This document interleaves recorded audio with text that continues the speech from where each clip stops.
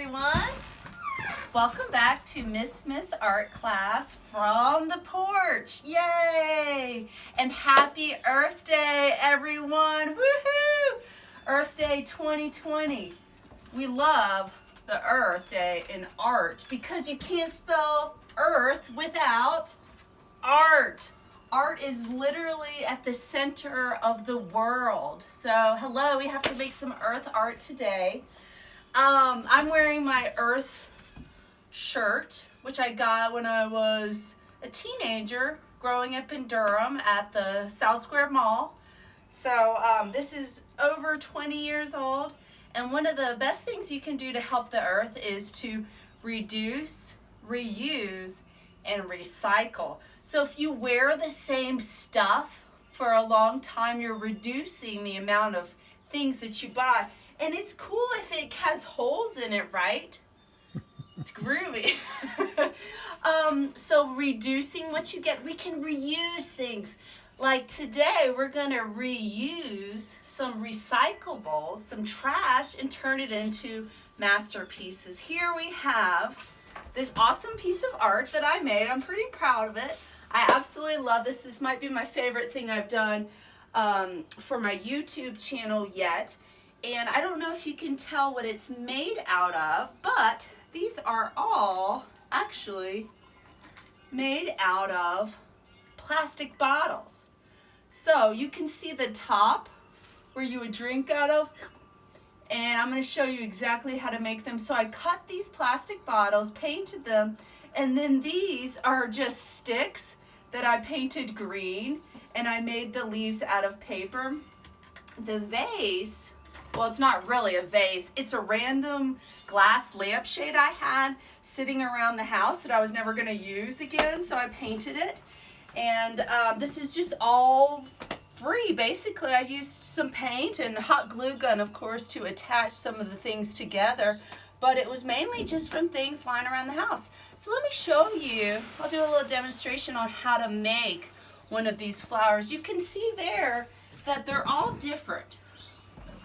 I wanted them all to have different shapes, different numbers of flowers, and different colors. Because you know what they say, variety is the spice of art. That's what they say. All right, boys and girls, the first part, well, it's not too dangerous. I'm just going to take this plastic bottle. I went around to my neighbors and I said, hey, you got any trash I can use for art? And they were like, yeah, okay, that's weird, but cool. So I'm just gonna finish this. Water's very good, very good. I would recommend by starting to strip the bottle here. Now, boys and girls, I don't really want you cutting sharp, you know, I don't know, this part makes me a little nervous, so parents, maybe you could help your kids when it comes to using the sharp tools. I'm going to try to pull that off without leaving any residue. All right, now I'm going to put this in the trash. Not. Good. All right, so now that my bottle is stripped of all labels, I can begin the dangerous part. I'm going to use a knife. We don't do this in class, obvious reasons. Kids, please don't cut this bottle with a knife by yourself. Actually, don't do it at all. Get your parents to do this part, please, and be very careful. So one way to be careful is to put this on one of the grooves so that it doesn't slide around. And I'm going to hold it on one end and cut away from my hand on the other. So I'm going to kind of press on this and try to puncture it first. And then I'm going to cut around. It's not too bad cutting plastic. I tell you, it's a lot better than cutting an aluminum can. I've tried that before, and that can be really sharp, the edges. So I'm just cutting this end off. Voila. And you can use these for like little tulips or flower petal or flower buds, rosebud type shapes, or for something totally different. Ooh, you could use them for robot eyes, like in our last project, right? All right, so this is going to be the base of my flower here. Now I'm going to cut the petals. I can choose how many petals to cut. and how long they are and what shape they are. So I'm going to cut down past the curve because I learned that if you pop that curve out, it works better. I'm going to do, let's see, I'm going to cut one here, there, I'll cut one here. I think I'm going to do 5 petals this time. Each time I try to do something different, which is fun. Okay, they're not exactly even, but you know what? It doesn't have to be perfect to be cool in art. All right, so now I'm just going to bend these petals back and pop that curved part out. Oh yeah. And like I said, the edges really don't feel too sharp. I haven't gotten hurt once, knock on wood. All right, pop those out, and then you basically have that cool flower shape. You could use the clear plastic for anything. I mean, this could become its own flower sculpture there. I'm just going to dry this off a little bit.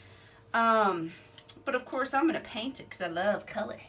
All right. Oh, before painting, sorry. I need to trim these edges to make them a little bit more interesting. So I'm just going to do kind of a pointy petal tip, sort of a windmill or pinmill type shape.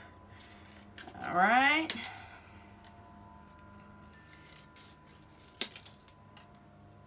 Cool. And then I can recycle those pieces later, or I could use them for another project. All right. I use house paint from Lowe's to paint all these different projects. It's basically acrylic paint. This plastic holds the paint pretty well. You know what works nicely at the very end once everything's dry is to give it a clear coat of glue, and that really seals in the surface. Oh, and you know, I'm painting basically the back of the flower so that when you look through the top, it looks a lot smoother.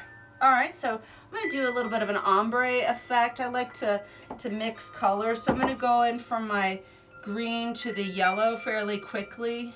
And I'm gonna use this yellow to merge here, all the way around. Maybe do a little wipe, and then just keep going. You're welcome to do more than one layer. You can kind of check and see how it looks from the other side. And I used the same paint for this glass vase, and it worked really well. I'll probably do a clear coat of that also at some point. So I'm just going to pull this yellow out on each flower. Going a little bit quickly because we're doing the video. Just going to pull that out. That yellow may need another coat at some point. It's a little thin. Usually starting with those lighter colors like yellow and then working your way out works well so that they don't get all muddled. All right, I'm going to go into a darker gold color. Oh yeah, very pretty. There you go. 1, 2, 3, 4, and 5. But you could do whatever colors you want. That's the cool thing about art is it's very personal. And you know, you might like one thing that someone else doesn't care for, but it's okay because we all like different stuff, and art is a place that you can really express yourself and do what you think is cool. And that's the artists I respect the most, is ones who stay true to themselves and try something different. You know, all of us teachers right now are doing this online virtual learning, and it's really different for us. We're just experimenting with things. I've really enjoyed this YouTube channel. Thanks for tuning in, everybody. Make sure y'all click subscribe, like, all that cool stuff. I appreciate y'all doing that, and send me your examples. I want to see what y'all make at home.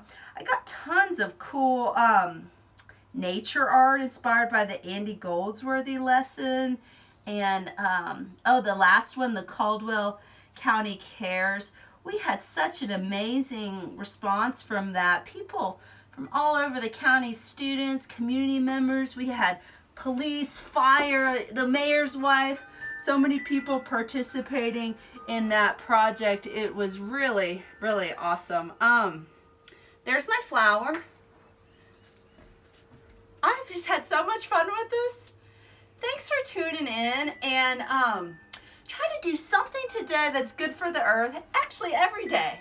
Do stuff that's good for the earth. Reduce, reuse, recycle. See if you can make some art out of things you would otherwise throw away.